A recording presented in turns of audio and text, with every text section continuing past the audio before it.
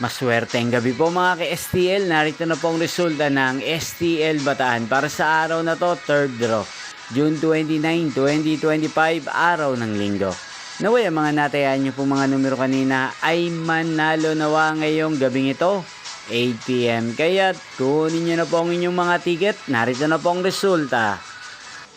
Ang mga numerong nanalo sa STL Bataan ngayong gabing ito, June 29, 2025, 8 PM, third draw result, 36 at 19. In exact order sa lahat po ng tumaya kanina sa STL Bataan para sa third draw ng 36 at 19.